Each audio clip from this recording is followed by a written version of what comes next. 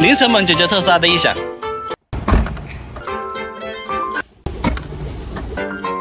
好，只需要这个便宜的绒布胶带，随便拉一点就可以了。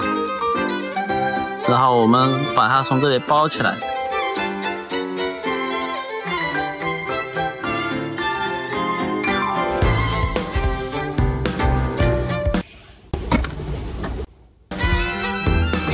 好，我开了3年，这个锁扣这里都已经磕掉漆了。我要是刚提车的时候就把这个毛绒胶带包上去的话，我估计都不会掉漆，会更加美观一点。